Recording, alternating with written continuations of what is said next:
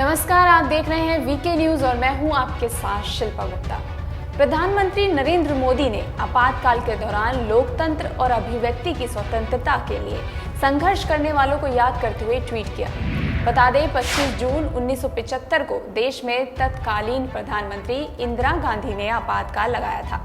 प्रधानमंत्री मोदी ने आपातकाल के दौर को दिखाने वाली वीडियो शेयर करते हुए कहा कि तानाशाही मानसिकता के खिलाफ आवाज उठाने वाले सभी नायकों को भारत आज भी याद करता है।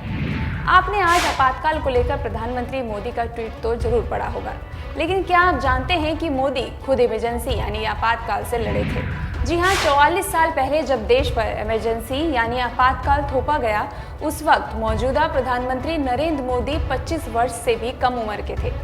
गुजरात में आपातकाल विरोधी मुहिम में नरेंद्र मोदी बढ़ चढ़कर सक्रिय हो गए। देश में लोकतंत्र की दोबारा बहाली के लिए जान जोखिम में डालकर वो आंदोलन में कूद पड़े। पीएम मोदी सरकारी निरंकुशता के विरोध के लिए गठित की गई गुजरात लोक संघर्ष समिति GLSS का हिस्सा थे।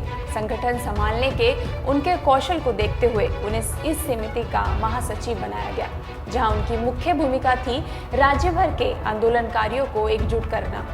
गैर कांग्रेसी चेहरे पर पुलिस की पैनी निगरानी को देखते हुए ये एक बेहद कठिन काम था, लेकिन मोदी शुरू से विपरीत परिस्थितियों को हैंडल करना बेखूबी जानते थे।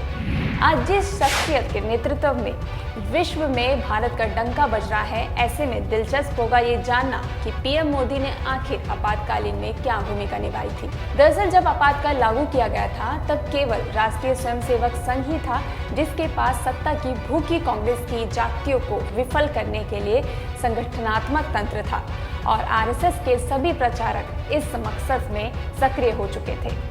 आपातकाल लगाए जाने के फौरन बाद कांग्रेस को महसूस हुआ कि आरएसएस में कांग्रेस के अन्यायपूर्ण तरीकों पर उंगली उठाने की क्षमता है। इससे परेशान केंद्र की तत्कालीन कांग्रेस सरकार ने आरएसएस पर प्रतिबंध लगाने का फैसला कर लिया।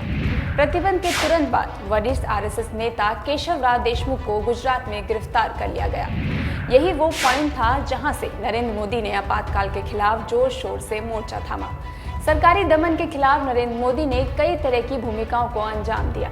एक तरफ वो पुलिस के लिए वांटेड चल रहे संघ के एक वरिष्ठ नेता नाथालाल जागड़ा को स्कूटर पर सुरक्षित ठिकाने ले जा रहे थे, तो दूसरी तरफ उन्हें गिरफ्तार हुए नेता केशव देशमुख के पास से उन दस्तावेजों को हासिल करना था जो पुलिस थाने जा चुके थे। नरेंद्र मोदी ने इसे एक चुनौती की तरह लिया और एक स्वयंसेवक बहन की मदद से दस्तावेजों को हासिल करने की योजना बनाई। योजना के अनुसार ये महिला देशमुख से मिलने के लिए पुलिस स्टेशन गई और सही समय पर नरेंद्र मोदी की योजना के साथ उन दस्तावेजों को पुलिस स्टेशन से ले लिया गया।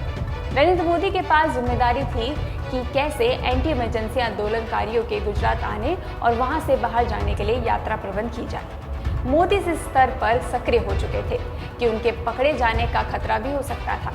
ऐसे में उन्होंने कई बार अपने वेश भी बदले ताकि पहचान में ना आ सके। कभी वो एक सीधे साधे सरदार बन जाते थे, तो किसी दिन एक दाढ़ी वाले बुजुर्ग। साथ ही आपातकालीन के दौरान प्रधानमंत्री नरेंद्र मोदी ने अहम भूमिका निभाई थी। जी हां, आपातकाल के दौरान प्रेस की स्वतंत्रता छीनी जा चुकी थी। कई पत्रकारों को मीसा और DIR के तहत गिरफ्तार कर लिया गया था। सरकार की कोशिशें थी कि लोगों तक सही जानकारी नहीं पहुंचे। उस कठिन समय में नरेंद्र मोदी और RSS के कुछ प्रचारकों ने सूचना के प्रचार प्रसार की जिम्मेदारी उठा ली। इसके लिए उन्होंने अनोखा तरीका अपनाया। संविधान कानून कांग्रेस सरकार की जातियों के बारे में जानकारी देने वाले साहित्य गुजरात से दूसरे राज्यों के लिए जाने वाली ट्रेनों में रखे गए। आपको बता दें, ये एक जोखिम भरा काम था क्योंकि रेलवे पुलिस बल को संदिग्ध लोगों को गोली मारने का निर्देश दिया गया था। लेकिन नरेंद्र मोदी और अन्य प्रचारकों द्वारा इस्तेमाल की गई तकनीक कारगर रही। साथ ही भूमिगत होकर मोदी कई नेताओं के संपर्क में आए। मोदी प्रभुदास पटवारी के संपर्क में आए, जहां मोदी की मुलाकात जॉर्ज फर्नांडिस से भी हुई।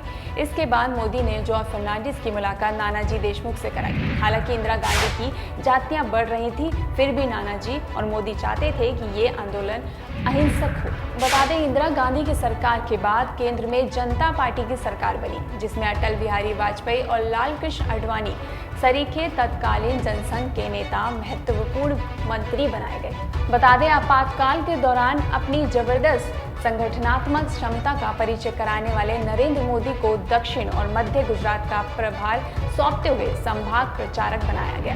दमन का दौर चलाने वाली पार्टी आज लोकसभा में 44 के आंकड़े पर सिमट चुकी है। कभी जिस रेडियो पर इंदिरा गांधी ने देश में आपातकाल लगाने का ऐलान किया था, आज उसी रेडियो पर प्रधानमंत्री नरेंद्र मोदी देशवासियों से मन की बात करते हैं। आपातकाल के खिलाफ संघर्ष कर निकले नरेंद्र मोदी के नेतृत्व में देश आज लोकतंत्र की खुली हवा में विकास कर रहा है। मोदी जी कहते हैं ना, मेरा देश बदल रहा है, आगे बढ़ रहा है।